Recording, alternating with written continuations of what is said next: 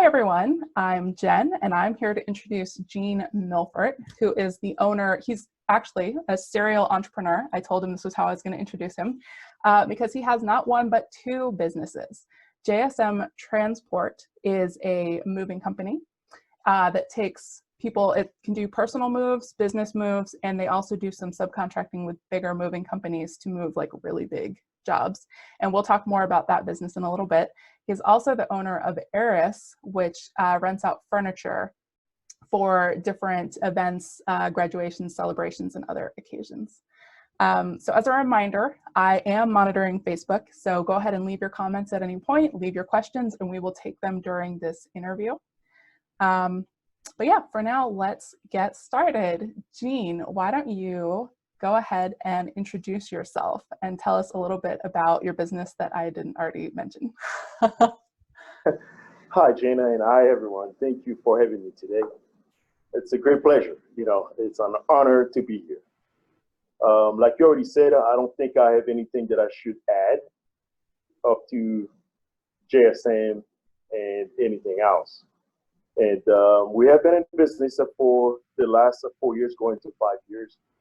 We are doing transportation within the state of Delaware, and we cover pretty much all sounding area. And we have quite a few contracts. So we base on residential, commercial, like you just said, and it has been fun and difficult. Yeah. So thank you again for having me. I think that's the tagline of entrepreneurship: fun but difficult. Okay, so let's talk about how you got started. What made you decide to go into business? Well, listen to this. I decided to go into business because I wanted to have quite a few more gray hair and drop about 35 pounds and within 4 years. So that's the truth. At the serious note, growing up in my hometown, seeing my grandmother every morning, leaving the house and coming back very late in the evening. She was always fighting for a better life. And business was the center of her life. And going to school, I would always feel like it's fun to trade my notes for money. And go back home, create more notes. And the notes that I already taken from the class, I would sell it to a fellow student. Going to work, I would buy full lunch. I sell a part of it or trade a part of it for money and eat the rest. And sometimes I would trade the whole thing. And later on, I have money back in my pocket and still eat enough to take care of myself. This is what you call business DNA. That's in me. In 2015, I lost my job. But prior to that, 2006, I wanted to drive a brand new car. A good friend of mine, we went to a dealership, and the salesman said, Gene, I know you don't have a big budget to work with, but there's a pickup truck here. It is a stick shift. I'm going to put you on it. I said, let's do it. Let's get it done. As soon as I grabbed the key, I said, I'm in business. I'm going to start, hauling or whatever it's available so I can make money, pay off this truck, and get in business as soon as possible. But I was making good money while I was working for the company that I was working for. So there was no need for me to open a business right away. And at the end of 2015, when I lost my job, my wife said, you're going to get in business. You're going to go into trucking and you're going to start making money. And to cut this story so short, after I got my first box truck, we got a business license, insurance, and everything else. It was very difficult to get a contract. And she came back, she's like, well, what are we doing? Are you going back to work? Because it has been 3 months, you're paying your truck, you're paying insurance, and you're not making any money. I said, I can push some more, and I'm gonna push. And a few weeks later, I got a call from my first contract. And they wanted me to work the same day. And 3 months later, after I signed my first contract, I got a second contract. And 2 years later, I got a third contract.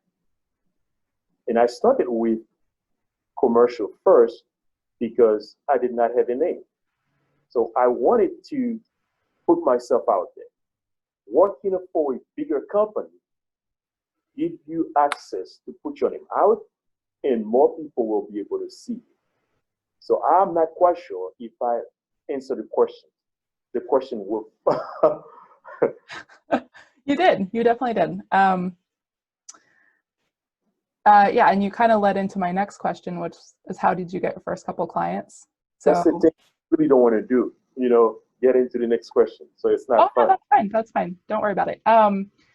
Yeah, so, and I feel like the way you described it, that's the way so many businesses start. Like people think, oh, if I just set up, I'll start getting clients right away. And it's like, no, they really trickle in slowly at first.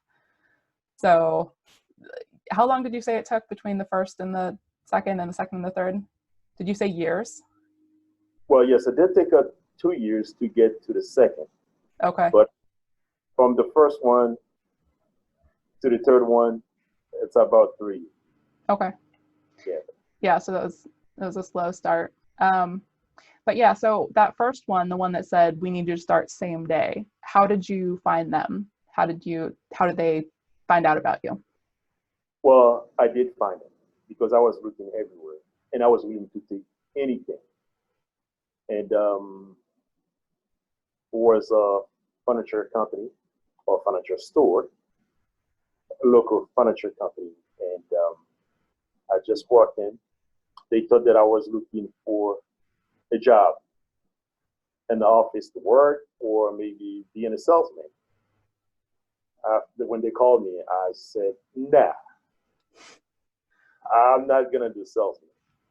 I'm the guy with the trucks. I'm the guy going to put your business far or where you want it to. And like I was telling you before we start the interview, and to get this contract, I remember that I had to give the company a discount. So drop the rate lower than what they are paying the current subcontractor. So with that, they were saving money because I came up, hey, I want to save you money and I can give you a better quality of work. And the service is going to be up there, outstanding. So they had no choice. They had no choice. You were going to save money and you're going to have the quality of service? You can't give up on that. So they wanted me to work the first day on the same week. So I had to go back home and talk to my wife and make sure that I was ready financially, because when you start a business, you will not get a paycheck on the first week, in the second week, and sometimes it's not even in the first month. So you have to have access capital. So we did start right away, and it was the first day. JSM started, and we are facing quite a few hard days and difficult situations and decisions, and we are not planning to stop. Not anytime soon. So we are still pushing to the game. Yeah. It's funny. I feel like people have kind of moved on from COVID, but it's actually still affecting a lot of us a lot. But people are kind of like, oh, we're in, phase 1, we're moving to phase 2, and it's not a big deal anymore. And it's like, it kind of is. But I'm actually going to take us a little bit further back. And obviously, from those first 3 clients, you have grown a lot. And have your full fleet of moving vehicles. So can you tell us what strategies you think have been most effective in helping you grow your business? A strategy that we use around transportation industry is very simple. In a year, and within the year, we have 4 seasons. And unfortunately, in the business world, you cannot stay busy all year round. So business drop up and down in every season, and especially in transportation. So we come up with a budget and also a plan for each season. So we have 4 categories of business line in within transportation to support the company, to support our revenue, to support our lifeline. So during summer, we are up and running fast to cover December, which is gonna be a low season before Christmas. And there's another branch during Christmas where people going to buy Christmas gift. And we have a different line of business that can take care of that part, just to bring more money to keep us running. So, and within our transportation systems, we have 4 different lines that's working all year round to bring money. Okay, that's smart to swap out with the seasons so that you always have a revenue generator. How did you figure that out? Like, did it just take a couple years to see the patterns, or I don't know? That's so smart. How long did it take you to figure that out? Well, the first year, because we started in March, and which was pretty much a slow moment for commercial side. On the commercial side, people just got done with Christmas, right? They are not going out to spend any money, and they are getting ready for the next season, which is supposed to be Easter. People don't give no gifts for Easter. And of course, there are a few folks that just left for vacation. During the cold season down here, they go to Florida and some of the countries where it's kind of hot. So the commercial side is very low.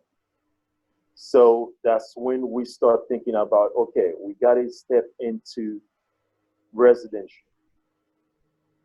And before summer hits, we got to start thinking about selling used furniture. We can buy to replace the new furniture that we installing to customers' home. And we can buy them, and we can take donations, fix them up, repair, and sell it to make money when we are not busy, when there's no money coming. And still, when it's come closer to summertime, we are focusing toward residential. More people are moving out. They are moving towards the next apartment. And kids are moving out of college. They need to get the stuff from the college, take it back home or to a storage unit. So that was around and within 3 months. So I felt like we wasn't making any money. Trucks were sitting down, and of course, to start with, I was spending money was sitting in my savings account. So now I had to bring something to support that life. So, and within 3 months, I felt that was enough for me to come up with 4 lines to support the business so we can run all year round for 4 seasons. Yeah. So I don't know if this question makes sense anymore because I was wondering about those different clients that you serve, the big companies, the commercial versus the individuals. And I guess you already told me that it's seasonal, like they're filling in gaps seasonally, but are there other kind of like pros and cons to working directly with the end customer versus working with a company as the go-between? Yes, most definitely, especially when it's come to transportation. The big companies, they would like to make sure that you have enough equipment to support their needs. But if Okay, you're I'm back. sorry. Okay, great. Thank you. If you don't have enough, it's going to be a lot easier for a bigger company to replace you. So, therefore, to start with, it's kind of easier to go as a subcontractor because you will not get any rejection.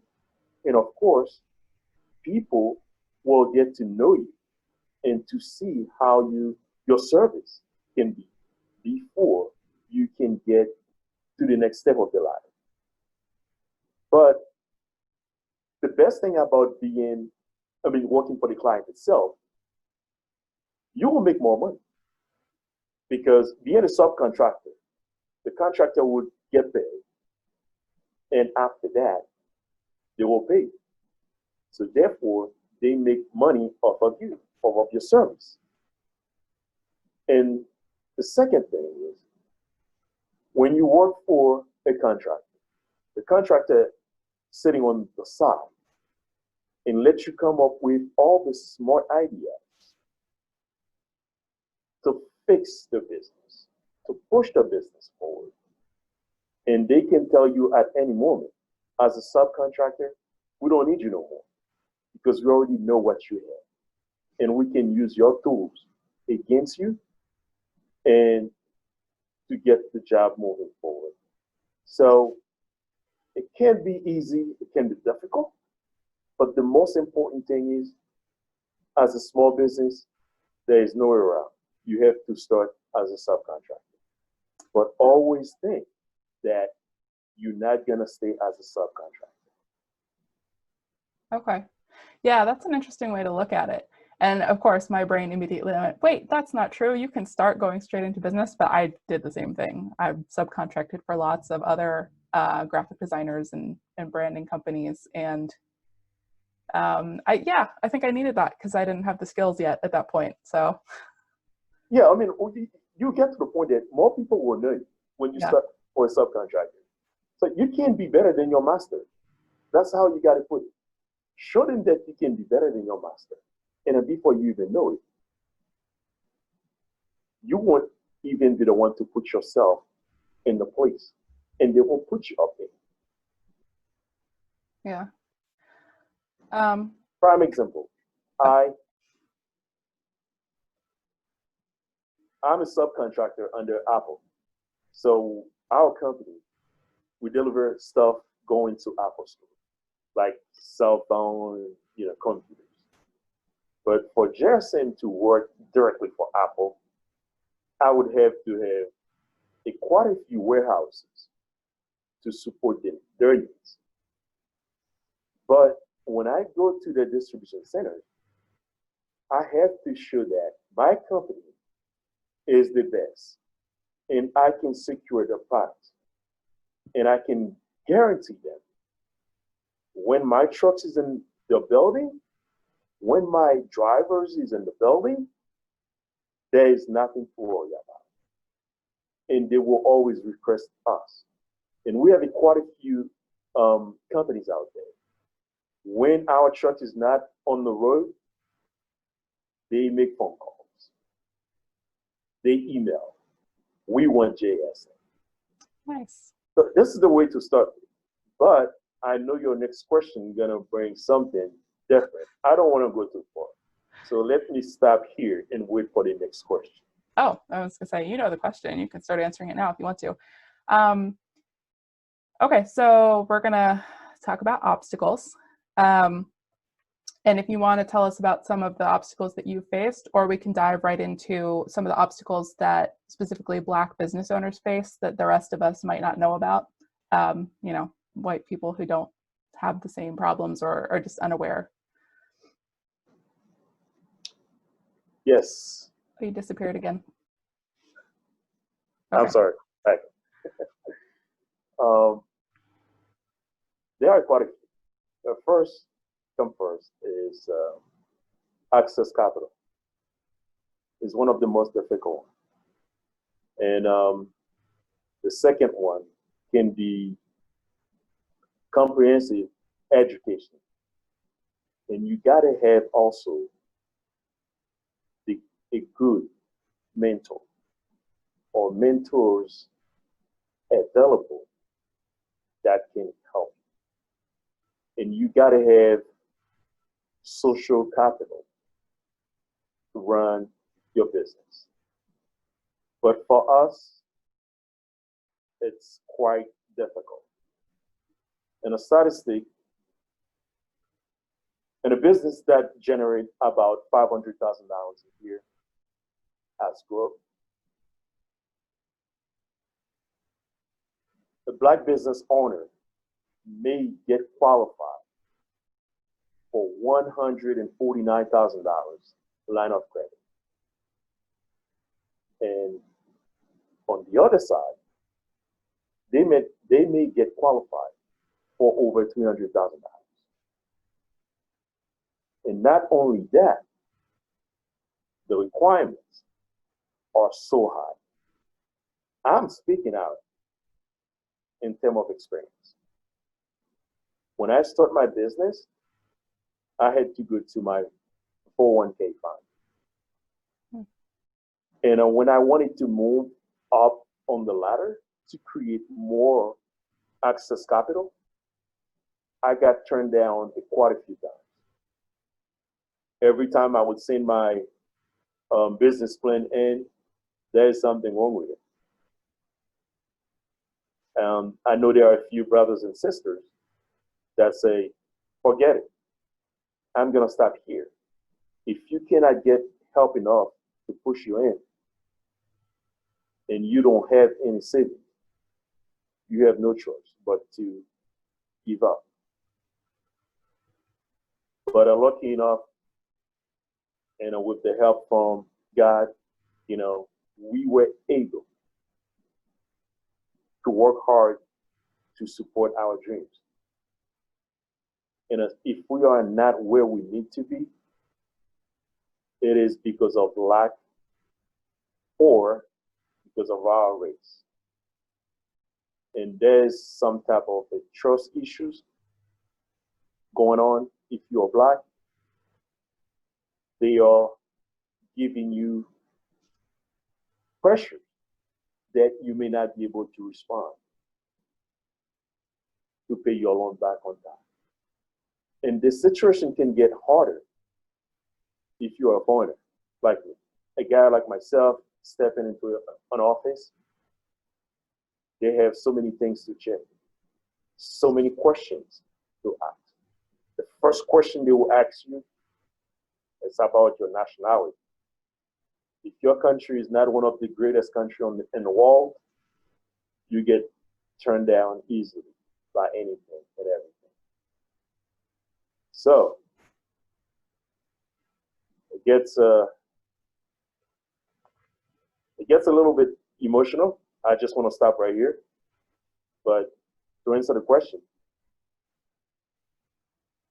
the hardest thing for us, the Black business owners, is access capital.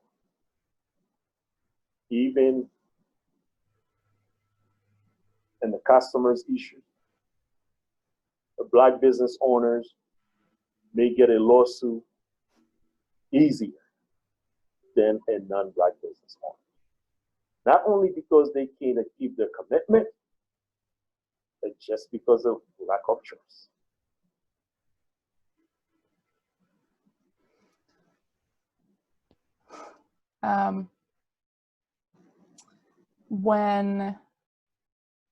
Can you tell when people are, like, I guess there's patterns, right? You see people treating you different than other people, but I feel like one of the problems is that things are so pervasive and a lot of it is not overt. It's like subtle racism.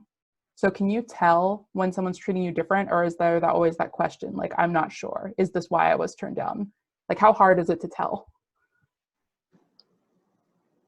I mean, I've been in the United States for about almost 19 years. I've seen it every day, everywhere I go. Yeah. I got so used to it. And sometimes I would see people come to my face and say that you're not black, you're foreigner. Oh, And I would have people be telling me on my face that we don't want to work with you. I don't want to work with you. And I would ask why. And I already know the answer. I would get issues of getting promoted on jobs because that I'm black. Um, there's a store nearby that I normally go to. And when I'm not busy, I always try to fix things in the house. You know, try to work outside, inside, you know, do something. And of course, sometimes I help friends out. And then when you go to hardware stores, sometimes people that's supposed to help you and their knowledge is not even there. You know, sometimes they get the job because they know something. So sometimes I would spend a little bit more time to look for what I need due to, for whatever reason, I would always get some type of vibe. And in that store, I didn't really know, but I felt something is going on until a black guy that walked in within the store, he came to me, he said, dude, I see you here all the time. What's going on? I said, well, I'm shopping. He's like, I told him that you look like someone that has properties or you have things going on. Of course, I shop at this store for my trucks, anything that I need, which is the store is nearby my house. And he said, I told him that you are here shopping for your stuff. And I pretended I don't understand what's going on. And he walked away. He walked away mad because his job was to watch over. Even they have cameras. yeah. So how we can get targeted. And I don't look different. I don't think I look bad. So someone can have a different thought of me.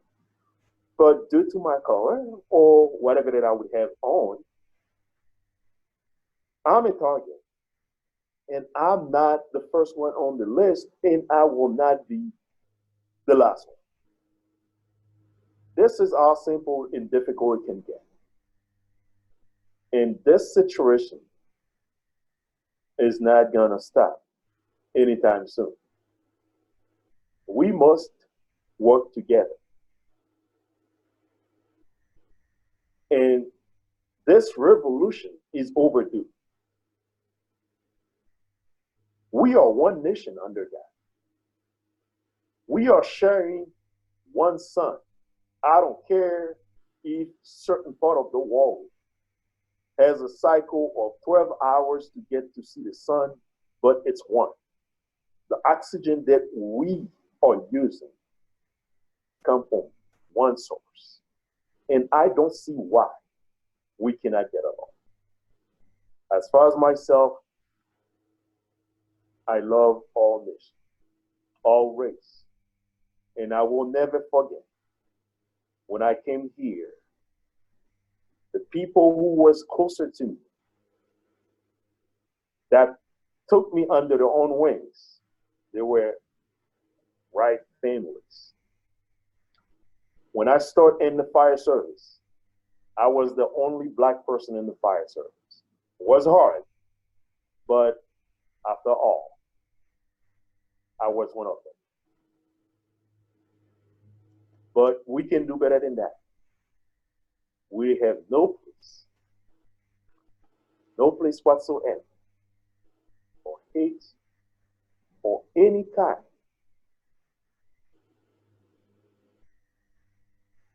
I would stop right here. So I don't think much time. No, okay. So this is directly to the people watching on Facebook. You guys need to be like clapping or cheering or commenting because this is awesome. And I am going to quote the heck out of this later. Jean, I don't know if you practiced that. That was amazing. And I wish I had something more valuable to contribute back. But thank you so much for agreeing to come on and talk about this. And I feel like it can't have been easy. So I appreciate you being willing to. And it almost feels trivial to go into my next question, but do you want to talk about the minority-owned business certificate and whether or not you found that to be helpful at all? I always say, if I can do it, anybody can do it. But there is one thing that I realize in business: you have to be valuable. You have to look for comprehension, education. You have to look for the right people to support you. The process is not that hard, but is the work through the process. The state that we are living in, which is the state of Delaware, is very helpful. They put so many tools available to help, and I got quite a few help and knowledge from the state, and it's open. You know, we have internet everywhere you go. Don't limit yourself with your dream. You are the only one can do it for you. You are valuable. You are important. Don't put your dream under the bed. Your dreams should be in your hands. The process of getting a business license in the state of Delaware is very simple. You gotta have a name, and of course, you gotta go to registration center to make sure that your name is not been taken from nobody else. And from there, you pick up your license. And of course, one of the most important things that you have to have is insurance. No matter what you do, you got to have insurance. Can I confess that my business still doesn't have insurance? But Jane's does, and BrandSwan does. Jen Wells Design doesn't. Well, the thing is, the world gets so sensitive. There is a lawsuit pending over anything, you know, and that's the reason why it is really important and critical to have a license and insurance. Yeah. As an aside, depending on your business type, in Delaware, it is possible to operate as a solopreneur without having a business license, but that's only if you're the only person in your business and it doesn't give you protections like being an LLC, where your money is separate from the business money. Yes. So if someone did sue you, they could get your personal assets. But yes. Technically, you don't need a business license if you don't mind risk. Exactly. Yes. Yeah. Okay, so reminder, everyone on Facebook, feel free to chime in with questions. We'll take whatever you want to throw at us. But in the meantime, I guess, Jean, let's talk about your business goals. Where do you want to be in 5 years? That's a tough one. Very tough. Many years, I did set my goal to retire in 5 years from now. That's the reason why I said it's critical. I always wanted to have a system that's working for me when I turn 45 years old. So in 5 years from now, I will be 45. So means I will have a system in place that's working for me. And I don't have to be the guy that's in about 99% of the jobs that's going on. So 5 years from now, I plan to have JSM in all other businesses that I have and within the 514 in the United States. Wow. That's the plan. But I know the men above can make it happen. And we are working around the clock to make it possible. Yeah, that's awesome that you're inspired and you have a specific goal. Sorry, unrelated tangent. Okay, so people watching right now and the members of our group, what can we do to help you reach that goal? What's the best support we can give?